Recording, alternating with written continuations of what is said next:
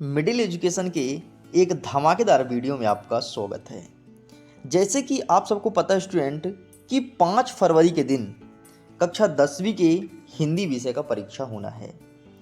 उसी सिलसिले में ठीक थोड़ी देर पहले मतलब लगभग 7 बजे मिडिल एजुकेशन के ऑफिशियल टेलीग्राम चैनल पर एक टेस्ट का लिंक भेजा गया था जो कि कक्षा 10वीं की हिंदी के फुल लेंथ का टेस्ट होना था। लगभग बहुत सारे बच्चों ने टेस्ट को अटेम्प्ट किया। जब मैं वीडियो शूट कर रहा हूं तो 200 से ज़्यादा बच्चों ने टेस्ट को अटेंड कर लिया है एंड लगातार बच्चे टेस्ट अटेंड कर रहे हैं। इस वीडियो को मैं टास्क रखता हूं, मैं यहां पर 40 प्रश्न तुम्हारे सामने अटेंड करूंगा और 40 के 40 प्रश्न का उत्तर आपको यहां पर देना होगा। अगर कोई स्टूडेंट 35 से ज़्यादा प्रश्न का उत्तर देता है तो उसकी तैयारी बेहतर मानी जाएगी और अगर आपके नंबर 35 से कम आ रहे हैं तो समझिए कि आप कहीं ना कहीं मझधार में अटके हुए हैं। देखिए स्टूडेंट, टेस्ट आप कैसे देंगे, अगर आप भी देना चाहते हो तो लिंक वीडियो के डिस्क्रिप्शन बॉक्स में दिया गया है, जाइए जाकर के आप टेस्ट को अटेंड कर सकते हैं। सबसे पहले आपको एक लिंक मिलेगा तो सिंपल सा आपको लिंक में टच करना है। टच करने के बाद एक नया इंटरफेस ओपन होगा जो कि कुछ इस प्रकार से रहेगा। जैसे ही हम नीचे आएंगे तो हिंदी का टेस्ट है, तो हिंदी के ऑप्शन में जाएंगे और क्लिक हेयर पर क्लिक करेंगे तो एक नया इंटरफेस आपके सामने आएगा जो कि कुछ इस प्रकार से रहेगा। यहाँ पर देखिए लिखा है class 10th Hindi all parts. हमें नीचे जाना है और यहाँ पर लिखा है फुल लेंथ टेस्ट लिंक 40 वस्तुनिष्ठ प्रश्न। यहाँ पर हम क्लिक हेयर करेंगे। जैसे क्लिक करेंगे तो यहाँ पर हमारे सामने आएंगे कई सारे ऑप्शन, जैसे बातें लिखी गई हैं कि आप मिडिल एजुकेशन द्वारा बनाए गए 40 वस्तुनिष्ठ प्रश्न को अटेंड करने वाले हैं। यहाँ पर जितने भी प्रश्न दिए गए हैं अधिकतर आपको वार्षिक परीक्षा 2024 में देखने को मिलेगा। जैसे ही आप ये प्रोसेस करते हो तो नीचे एक आपको स्टार्ट का बटन मिलेगा। तो जैसे हम स्टार्ट बटन को प्रेस करते हैं तो प्रेस करने के बाद हम सिंपल से वहाँ पर अपना नाम और मोबाइल नंबर इंटर करेंगे। आपका टेस्ट आपके सामने ओपन हो जाएगा। तो चलिए ये प्रोसेस हम कर लेते हैं, फिर आपसे रूबरू होते हैं। आपका नया इंटरफेस कुछ इस प्रकार से ओपन होगा। तो चलिए स्टूडेंट्स, अब हम साथ साथ टेस्ट पेपर को सॉल्व करते हैं और आप अपना नंबर अपने कॉपी में नोट डाउन करके रखिएगा कि आप टेस्ट पेपर को सॉल्व करने के बाद कितने नंबर पाते हैं। देखिए यहाँ पर हमारा कह रहा है पहला नंबर, एक सेकंड रुकिएगा ज़रा। हाँ, पहला नंबर कहता है कि रीतिकाल के कवि थे। यहाँ पर 4 कवि का नाम दिया गया है, तो हमें पहचानना है कि रीतिकाल के कवि कौन कौन थे। हमारा पहला ऑप्शन कहता है भूषण, दूसरा ऑप्शन कहता है जयशंकर प्रसाद, तीसरा कहता है जगमोहन और यहीं पर आपका चौथा नंबर कहता है अज्ञेय। तो इसका सही आंसर क्या हो जाएगा? आपका option number A Bhushan is correct answer. ये रीतिकाल के कवि थे। ओके, चलिए आगे बढ़ते। हमारा सेकंड नंबर कहता है जो शब्द है आपका प्रवंचना। तो इसका शाब्दिक अर्थ क्या होता है, मतलब प्रवंचना को एक शब्द में क्या कहते हैं? तो प्रवंचना को एक शब्द में कहते हैं धोखा। मतलब अगर किसी को आप धोखा दे रहे हैं, मतलब प्रवंचना कर रहे हैं, तो प्रवंचना का शाब्दिक अर्थ होता है धोखा देना। तो हमारे ऑप्शंस था पहला नंबर प्रेम, दूसरा धोखा, तीसरा वात्सल और चौथा घृणा। तो इसका सही आंसर आपको ऑप्शन नंबर बी पे टिक करना है। जैसे ये मैंने टिक कर दिया। ठीक, आपके सामने टेस्ट को सबमिट भी करेंगे, टेंशन मत लीजिए। आगे बढ़ते हैं। हमारा तीसरा नंबर कह रहा है अटक नहीं रही है कविता में वर्णन हुआ है। मतलब जो आपके पाठ्य पुस्तक में एक कविता है अटक नहीं रही है, तो इस कविता में किस चीज़ का वर्णन किया गया है? क्या ग्रीष्म ऋतु का वर्णन है, शरद ऋतु का वर्णन है, वर्षा ऋतु का या फिर बसंत ऋतु का? तो इसका सही आंसर हमें लगाना है आपका option number D Basant Ritu is correct answer. इस कविता में इसी का वर्णन किया गया है। आगे बढ़ते हैं। हमारा नेक्स्ट कहता है प्रश्न क्रमांक 4 फसल कविता के कवि हैं। जो फसल एक कविता है, इसके कवि कौन है, मतलब इस कविता को किसने लिखा है? हमारे ऑप्शन कहते हैं सबसे पहले जयशंकर प्रसाद, दूसरा नंबर कहता है नागार्जुन, तीसरा नंबर कहता है सूर्यकांत त्रिपाठी निराला और यहीं पर चौथा नंबर कहता है कि राम कुमार वर्मा। तो इसका सही आंसर आपको लगाना है option number B Nagarjuna is correct answer. And finally आपके सामने मैंने भी ऑप्शन नंबर बी पे टिक कर दिया। आगे बढ़ते हैं। नेक्स्ट हमारा 5वां नंबर कह रहा है कि शिव का धनुष किसने तोड़ा था। आप सबको पता होगा कि शिव का धनुष तोड़ने वाले भगवान श्री राम थे और इन्होंने ही शिव का धनुष तोड़ा था जब सीता से इनका ब्याह हुआ था। ठीक, तो वैसे तो जब शिव का धनुष टूटा तो फिर आप देखे कि परशुराम बहुत ज़्यादा क्रोधित हो गए थे कि किसकी इतनी क्षमता जिन्होंने भगवान शिव के धनुष को तोड़ दिया। संसार में ऐसा कोई पुरुष जीवित नहीं हुआ जो शिव धनुष को तोड़ सके, लेकिन फाइनली राम भगवान ने तोड़ दिया था। रावण का हाथ उसमें दब गया था, रावण ने नहीं तोड़ पाया था, फिर राम ने आकर के उनके हाथ को निकाला था, ऐसा रामायण में दिखाया गया है। कंस का कोई रोल ही नहीं था, कंस वहाँ पर था ही नहीं। एंड लक्ष्मण भी तोड़ सकते थे, लेकिन लक्ष्मण ने भगवान राम को बोला कि बड़े भैया आप बड़े हैं तो आप ही तोड़िए, नहीं तो लक्ष्मण भी धनुष को तोड़ सकते थे मैंने बोला, लेकिन प्रश्न बोला किसने तोड़ा था, तो इसलिए इसका सही आंसर आपको राम लगाना है। ओके, तो इसका सही आंसर आपका राम हो जाएगा, तो हमने राम पे टिक कर दिया। चलिए आगे बढ़ते हैं। नेक्स्ट हमारा 6वां नंबर क्या कह रहा है। 6वां नंबर कहता है कि कवि निराला ने बादलों की तुलना किससे की है। जो सूर्यकांत त्रिपाठी निराला है वो बादल की तुलना किससे की है। हमारे ऑप्शंस कहते हैं बाल कल्पना से, श्रृंगार से, बचपन से, या फिर कोई नहीं, मतलब इनमें से किसी नहीं। तो इसका सही आंसर आपको लगाना है बाल कल्पना से, वो बादलों की तुलना की है। स्टूडेंट्स, आप टेस्ट के सारे क्वेश्चंस को बहुत अच्छे से देखिएगा और यहाँ पर जितने भी क्वेश्चंस दिखाए जा रहे हैं सबको अच्छे से रट लीजिएगा, देख लीजिएगा, यहीं से आपके एग्जाम में क्वेश्चन देखने को मिलेगा। आगे बढ़ते हैं। नेक्स्ट हमारा 7वां नंबर कह रहा है कि तुलसीदास जी की रचना है। अब हमें पहचानना है कि कौन सी रचना तुलसीदास की है और आपके परीक्षा में पूछता भी है। हमारा पहला नंबर कहता है कामयानी, दूसरा नंबर कहता है परिमल, तीसरा नंबर कहता है रामचरितमानस और चौथा नंबर कहता है सूरसागर। तो इनके रचना पूछा है तो कामयानी को लिखने वाले जयशंकर प्रसाद हैं, परिमल को भी किसी ने और लिखा था, तो तुलसीदास जी का यहाँ पर है रामचरितमानस, अर्थात option number C is correct answer. And finally C पर आपको इस प्रकार से टिक करना है। टेस्ट अगर कोई स्टूडेंट देना चाहता है तो लिंक डिस्क्रिप्शन बॉक्स में है, चेकआउट करना, टेस्ट जरूर अटेम्प्ट करना। आगे बढ़ते नेक्स्ट कहता है कि सूरसागर के रचनाकार हैं। इनमें से कौन से रचनाकार सूरसागर के हैं। एंड आपने देखा होगा कि यहाँ पर एक ऑप्शन और आपको दिया गया था सूरसागर, तो यहाँ से हमको पता चल जाएगा कि आखिरकार इसकी रचना कौन है। वैसे नाम से स्पष्ट है सूरसागर मतलब सूरदास, ठीक है, तो इसके रचनाकार तो वैसे सूरदास जी हैं। तो आपको मैंने यहाँ पर याद करने का एक तरीका बता दिया कि याद रखना सूरसागर मतलब सूरदास। वैसे सूरदास जी की जितनी भी रचनाएं हैं उनके नाम से मिलती जुलती रचनाएं, इस चीज़ को ध्यान रखना, ठीक है। तुलसीदास जी क्या क्या लिखे हैं, रामचरितमानस लिखे हैं, कामयानी, पद्मावत, ठीक है, नागार्जुन की कई सारी रचनाएं हैं जो कि आपके परीक्षा में देखने को मिलेगा, ठीक। वैसे नागार्जुन ज़्यादा इंपॉर्टेंट नहीं है आपके एग्जाम पॉइंट ऑफ व्यू से, एग्जाम पॉइंट ऑफ व्यू से आपके तुलसीदास और सूरदास इंपॉर्टेंट हैं। तो यहाँ पर हम टिक कर देते हैं, हमने टिक किया नहीं, सूरसागर की रचना सूरदास जी हो गए, ठीक है। हमें भी कुछ नहीं छोड़ना है, आपके सामने टेस्ट अटेम्प्ट भी करूंगा और समझाऊंगा भी। चलिए नेक्स्ट कहता है प्रश्न क्रमांक 9, सूरदास के गुरु जी का क्या नाम था, ठीक। वैसे तो बहुत सारे स्टूडेंट्स को पता होगा, नागार्जुन गुरु नहीं थे बल्कि एक कवि थे। वल्लभाचार्य हाँ किसी किसी के गुरु थे, ठीक है, किसके गुरु थे अब आगे देखेंगे। हजारी प्रसाद द्विवेदी जी ये तो बिल्कुल कवि थे और इनमें से कोई नहीं, ये तो कोई ऑप्शन ही नहीं है। तो इसका सही आंसर आपको लगाना है option number B, Vallabhacharya is correct answer. आगे बढ़ते हैं। 10वां नंबर कहता है कामयानी किसकी रचना है। ये प्रश्न एमपी बोर्ड कई साल रिपीट किया है, हर साल पूछता है एंड फाइनली हमने भी अपने टेस्ट में जोड़ा है। तो कामयानी जो रचनाकार हैं उसके ना तो तुलसीदास जी हैं, ना तो जयशंकर प्रसाद हैं, ना तो सूरदास, ना तो नागार्जुन, फिर कौन है। देखिए मैंने कंफ्यूज करने के लिए बोला था, कामयानी को लिखने वाले जयशंकर प्रसाद हैं एंड इसका सही आंसर आपको ऑप्शन नंबर बी पे टिक करना है।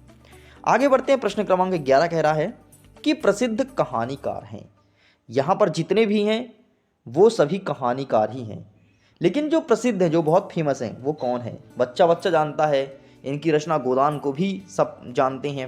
हो सकता है कुछ स्टूडेंट्स पढ़े हों और हो सकता है कुछ ना पढ़े हों, लेकिन अगर पढ़िएगा जरूर। तो प्रसिद्ध कहानीकार हो गए प्रेमचंद्र जी, ठीक है, इनकी रचनाएं बड़ी फेमस है, ठीक। तो इसका सही आंसर आपको इसी पे टिक करना था। चलिए आगे बढ़ते हैं। नेक्स्ट प्रश्न क्रमांक 12 कह रहा है प्रेमचंद्र किसके सम्राट माने जाते हैं, ठीक है। गोदान क्या है भाई, गोदान एक उपन्यास है और इन्हीं के सम्राट है प्रेमचंद्र जी। मतलब ये उपन्यास लिखते थे और इन्हीं के सम्राट मतलब राजा हैं। जैसे सब लोग अपने अपने लिए लेजेंड होते हैं, जैसे आप सब अपने स्कूल के टॉपर होंगे, ठीक वैसे ही प्रेमचंद्र उपन्यास के सम्राट माने जाते हैं। और ये प्रश्न एमपी बोर्ड हर साल रिपीट करता है, तो इसका सही आंसर आपको उपन्यास पे टिक करना है। आगे बढ़ते हैं। 13वां नंबर कह रहा है कि गद्य की प्रमुख विधा है। बहुत ही अच्छा प्रश्न पूछा गया है कि गद्य की विधाएं कौन कौन सी हैं। वैसे बता देता हूँ, नाटक, कहानी, उपन्यास, एकांकी, ये सभी गद्य की विधा कहलाती है। तो नाटक भी होगा आपका, कहानी भी होगा, उपन्यास भी होगा। तो इसका सही आंसर होना चाहिए निबंध।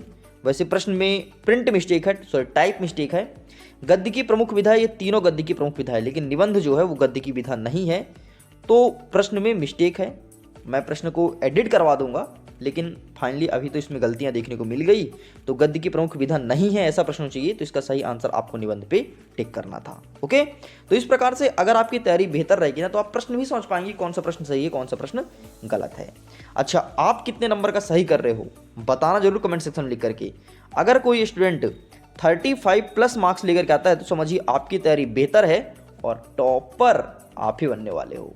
ठीक है, चलिए आगे बढ़ते। नेक्स्ट हमारा प्रश्न क्रमांक 14 कह रहा है कि नेताजी के मूर्ति पर चश्मा कौन लगाता था। चश्मा तो कई सारे लोग लगाते थे, लेकिन हमारे पाठ के अकॉर्डिंग चश्मा कौन लगाता था? कैप्टन चश्मा वाला, पान वाला, हलदार वाला, या फिर चौराहे का व्यापारी? देखो भाई साहब, चौराहे पर उनकी प्रतिमा लगी थी, ना तो व्यापारी ध्यान देता था, ना तो हवलदार हलदार ध्यान देता था, ना तो पान वाला। इसका सही आंसर होगा कैप्टन चश्मे वाला, और यही उनके मूर्ति पर चश्मा लगाते, तो हमें ऑप्शन नंबर ए पे टिक करना है।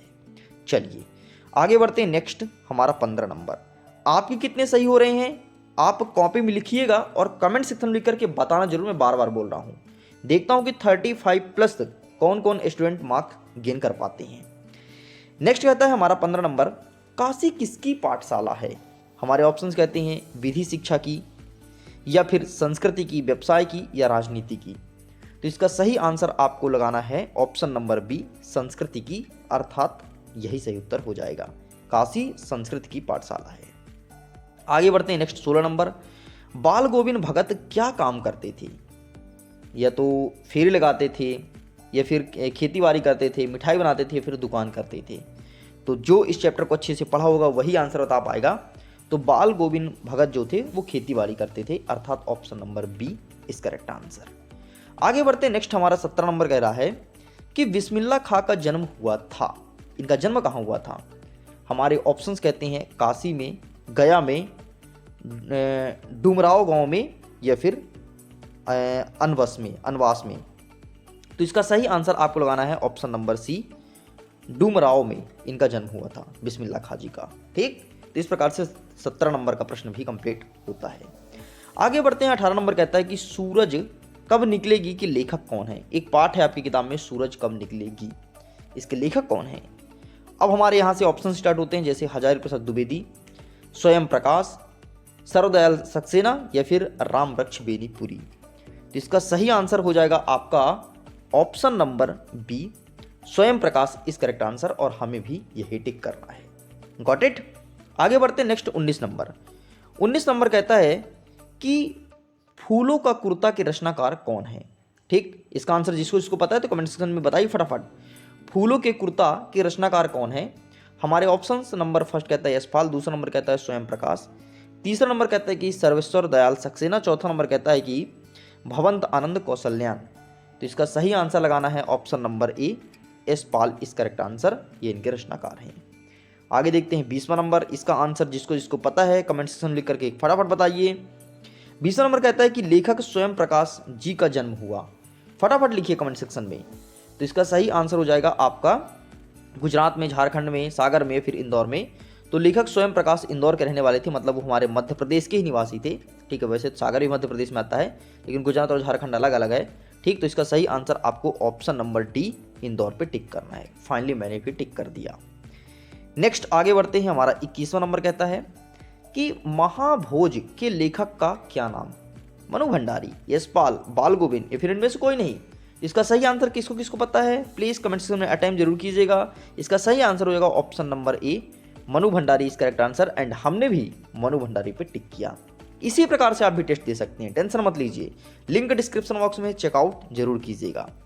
आगे बढ़ते नेक्स्ट 22वां नंबर कहता है कि भोलानाथ का असल नाम क्या था? आखिरकार भोलानाथ था कौन? तारकेश्वर नाथ था, त्र्यंबकेश्वर नाथ था, नागेश्वर नाथ था, या फिर इनमें से कोई नहीं। तो भोलानाथ का सही नाम था वो तारकेश्वर नाथ था, और ये आपके एग्जाम में हर साल रिपीट होता है। बहुत ही इंपॉर्टेंट क्वेश्चन है। मैं आपको बता देता हूँ, आपके त्रैमासिक में पूछा है, अर्धवार्षिक में पूछा है, प्री बोर्ड में पूछा है, एंड डेफिनेटली देख लीजिएगा वार्षिक परीक्षा 2024 में ये क्वेश्चन देखने को मिलेगा। आपको पता है यहाँ पर जितने भी क्वेश्चंस दिखाए गए हैं, कुछ क्वेश्चंस प्रीवियस ईयर के हैं और कुछ क्वेश्चंस ऐसे हैं जो आपके इसी वर्ष 2024 में देखने को मिलेगा। आगे बढ़ते हैं 23वां नंबर।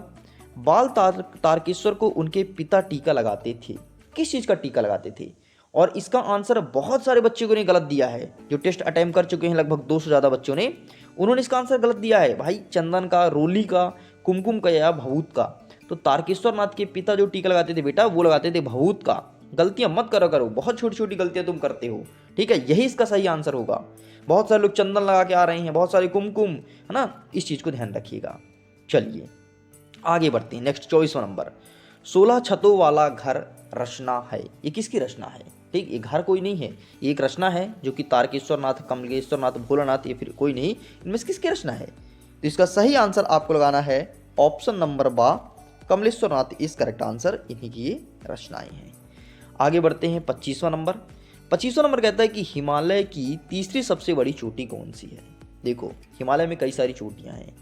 जैसे आपका सबसे पहले तो हिमालय तीन भागों में बांटा गया है। ग्रेट हिमालय, लघु हिमालय और शिवालिक, इस प्रकार से हैं। और जितनी भी चोटियां हैं वो सब ग्रेट हिमालय में है। तो तीसरी सबसे बड़ी चोटी बोला है, हमारे ऑप्शंस कहते हैं मकालू, कंचनजंगा, एवरेस्ट या फिर नामचा बरवा। तो इसका सही आंसर लगाना है कंचनजंगा, अर्थात ऑप्शन नंबर सेकंड इस करेक्ट आंसर। ये हिमालय की तीसरी सबसे ऊंची चोटी है। अच्छा, यहीं पर कोई बोलता सबसे बड़ी चोटी कौन सी है? तो इसका सही आंसर आपको लगाना होता ऑप्शन नंबर सी। क्या हो गया आपका? एवरेस्ट। एवरेस्ट मतलब माउंट एवरेस्ट, ठीक, ये इसका सही उत्तर हो जाएगा। चलिए स्टूडेंट आगे बढ़ते हैं। नेक्स्ट क्वेश्चन हमारा क्या कह रहा है?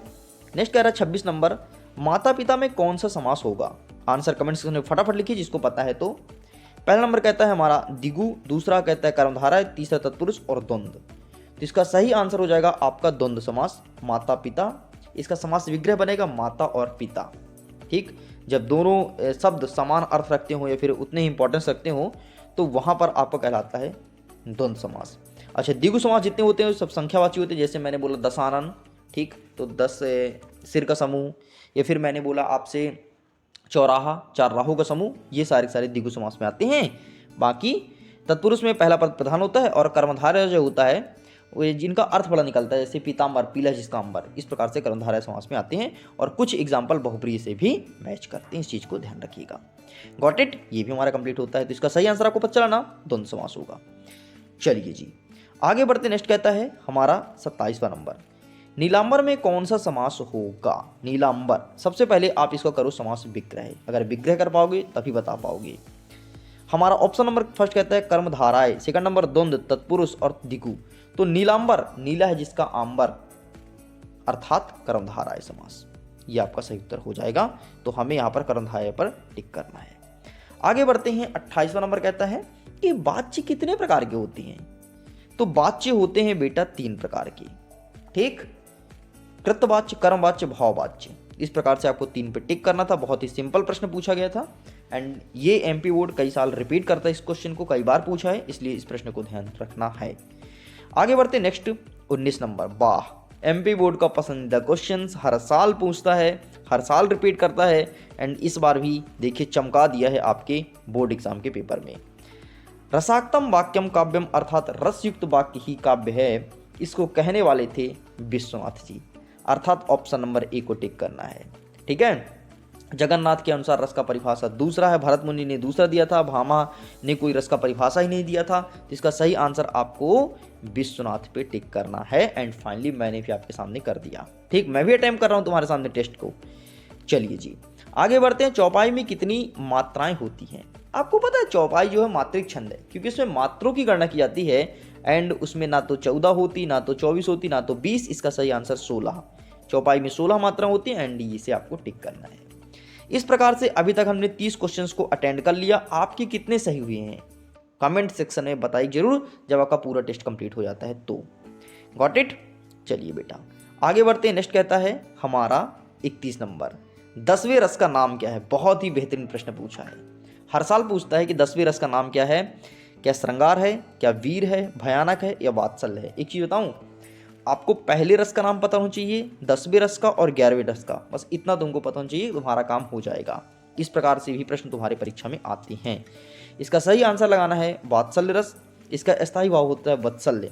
इसका एग्जाम्पल मैं आपको बता देता हूँ कि कागा के हाथ बड़े सजनी, हरि हाथ सुलेगे माखन रोटी, लिखने वाले रसखान जी थे। ये इसका सही एग्जाम्पल है। आगे बढ़ते हैं नेक्स्ट। अरे मतलब कृष्ण भगवान संबंधी जितने भी आपको एग्जाम वो मिले ना, कविता कहानी मिले, वो सभी वात्सल्य रस का एग्जाम्पल है ना। कागा के हाथ बड़ी सजनी, हरिहोत से ले गए माखन रोटी, और जितनी भी गोपियाँ वगैरह कुछ कुछ बोले वो पूरा इसके अंतर्गत कंसिडर करेंगे। नेक्स्ट कहता है खूब लड़ी मर्दानी वह तो झांसी वाली रानी थी में कौन सा रस है। एक बात कहो, इस लाइन को पढ़ने से आपके अंदर कैसा अनुभव होता है? क्या आपके अंदर प्रेम जगता है कि किसी लड़की से मोहब्बत हो गया, किसी लड़के से मोहब्बत हो गया? बोलोगे नहीं सर। क्या करुण जगता है? करुण मतलब शोक। क्या तुम मुंह लटका के बैठ जाते हो अमचूर जैसे, कि तुम्हारा मुंह बन गया अमचूर जैसे, भांटा जैसे लटक रहा है? नहीं ना, ऐसे भी नहीं। क्या इस वाक्य को पढ़ने में हंसी आती है? हंसता कौन है? एक जोश उत्पन्न होता है यार कि खूब लड़ी मर्दानी वह तो झांसी वाली रानी थी। मतलब झांसी की रानी के अंदर क्या क्वालिटी था कि वो मस्त लड़ लेती थी और अंग्रेजों को पटक पटक के मारी है, और बोली थी कि हमारे जीते जी अंग्रेज ना तो हमें टच कर पाएंगे ना तो हमारे बच्चे को, इसलिए वो बेटे को पीछे बांध करके और चल देती थी। इसका सही आंसर बीर पे टिक करना है, एंड फाइनली मैंने भी टिक कर दिया। आगे बढ़ते हैं नेक्स्ट। रस के कितने अंग होते हैं? वाह, बाहरी प्रश्न बनाने वाले बहुत बेहतरीन प्रश्न बनाया गया है। रस के कितने अंग होते हैं? देखो बेटा, रस के होते हैं 4 अंग और रस के प्रकार हैं 11। इस चीज को ध्यान रखना। विभव, अनुभव और संचारी भाव। विभव, अनुभव और संचारी भाव, और एक हो गया आपका विभव, अनुभव, संचारी भाव, और एक हो गया विभव, अनुभव, संचारी भाव, एक हो गया स्थायी भाव। ये आपका 4 प्रकार हैं। लेकिन रस, श्रृंगार, रति, श्रृंगार का रति, हास का हास, करुण का शोक, रौद्र का क्रोध, बेहद का जुगुप्सा, अद्भुत का विस्मय, भयानक का भय, वात्सल्य का वात्सल्य, ये आपका रस के प्रकार हैं। ठीक, तो रस के अंग है 4। 4 कहाँ गया? 4 आपको टिक करना है, एंड फाइनली मैंने भी कर दिया। ये चीज पता होनी चाहिए। ठीक है, विभव, अनुभव, स्थायी भाव और संचारी भाव। संचारी भाव संख्या 33 है, इस चीज को ध्यान रखना। आगे अब समास से प्रश्न आ गया। 34 नंबर कहता है कि दशानन में कौन सा समास है? तो 10 सिरों का समूह अर्थात बहुप्रिय समास। आपको पता है इसके लिए मतभेद भी है।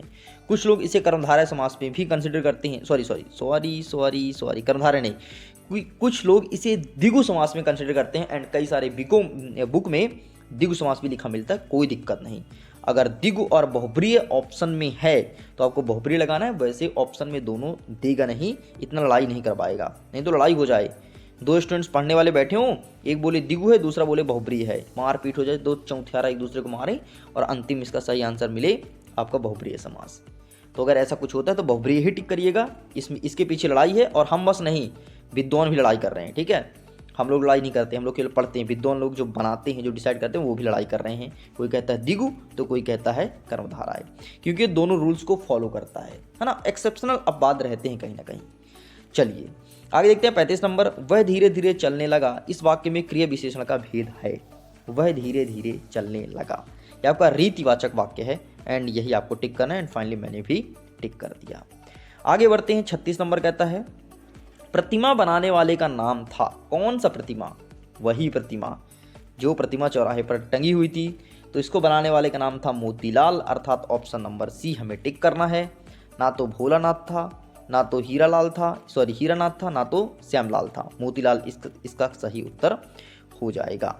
आगे बढ़ते हैं नेक्स्ट। हमारा 37 नंबर कहता है नायक के बृहद जीवन का चित्रण किस काव्य में होता है? तो नायक का बृहद चित्रण होता है आपके महाकाव्य में, क्या खंड काव्य में, क्या दोनों में, या फिर इनमें से कोई नहीं। एक बात बताऊं, बृहद वर्ड अगर यूज नहीं करता ना यहाँ पर, एक सेकंड जरूर कीजिएगा। ये जो बृहद वर्ड यूज किया है, अगर बृहद वर्ड को यूज नहीं करता तो इसका सही आंसर हो जाता आपका दोनों, ये दोबारा दोनों। लेकिन यहाँ पर जो बृहद वर्ड यूज कर दिया, तो इसके लिए सही आंसर आपको लगाना पड़ेगा महाकाव्य। इस चीज को ध्यान रखना। ठीक, देखो एक छोटा सा शब्द जोड़ने से पूरा आपका आंसर ही चेंज हो गया। आगे करता है 38वां नंबर। किस छंद में 24 मात्राएं होती हैं? 24 मात्रा किस में होती है? हर गीतिका में, दोहा में, रोला में, या गीतिका में। तो इसका सही आंसर आपको लगाना है ऑप्शन नंबर बी, दोहा इस करेक्ट आंसर। इसमें 24 मात्राएं होती है। आगे बढ़ते हैं नेक्स्ट कहता है 39 नंबर। 39 नंबर कहता है कि काव्य की आत्मा क्या है? छंद है, रस है, अलंकार है या दोहा है? देखो भाई, सबसे पहले दोहा तो होगा नहीं, ठीक, ये तो वैसे कट गया क्योंकि दोहा एक छंद का प्रकार है। अब बचा छंद। छंद में भाई मात्रा और वर्णों की गणना होती है, ये किसी की आत्मा नहीं है तो ये भी कट गया। बचा अलंकार। अलंकार काव्य को सौंदर्य प्रदान करता है, आभूषण काम करता है तो ये तो होगा नहीं। रस जो है वही इसका आत्मा कहलाता है, अर्थात इसका सही आंसर ऑप्शन नंबर बी पे टिक करना है। अंतिम प्रश्न 40वां नंबर जो कि कंप्लीट होता हुआ। 40वां नंबर कहता है करुण रस का स्थायी भाव क्या है?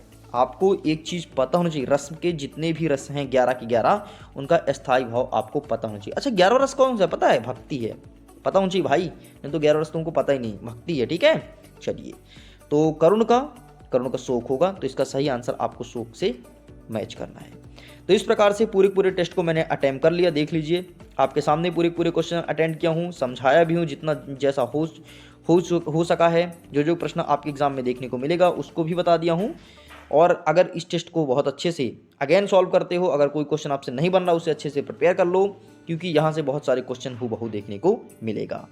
अब चलिए हम आपके सामने अपने इस टेस्ट को सबमिट करते हैं, या अंतिम में सबमिट बटन है, और देखते हैं कि हम कितना नंबर पा रहे हैं स्वयं मिडिल एजुकेशन।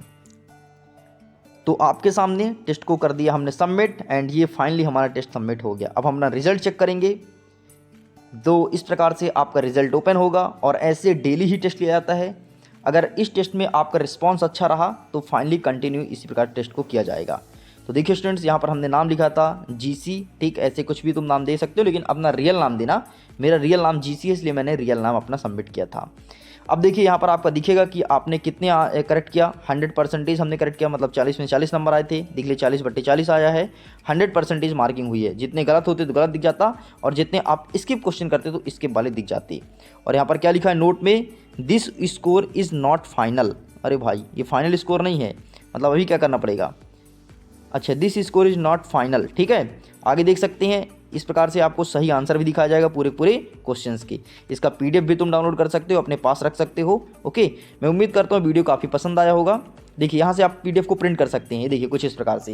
ये वीडियो आपको पसंद आया तो वीडियो को लाइक कीजिएगा, दोस्तों के साथ शेयर कीजिएगा। ये देखिए पूरा पीडीएफ आपके सामने आ चुका है। ऐसे ही बेहतरीन डेली टेस्ट मिडिल एजुकेशन लेते रहता है। प्लीज़ टेस्ट को अटेम्प्ट जरूर कीजिएगा, क्योंकि बहुत सारे बच्चों को यहाँ से फ़ायदा मिल रहा है। ये सेव पीडीएफ कर दिया, अब यहाँ से पीडीएफ सिंपल सा सेव हो जाएगा। इस पीडीएफ को मैं शेयर भी कर दूंगा आप लोग के सामने, टेलीग्राम पर आपको जल्द ही पीडीएफ देखने को मिल जाएगा। ओके, मैं करता हूँ वीडियो को एंड। एग्जाम के लिए all the best, bye bye.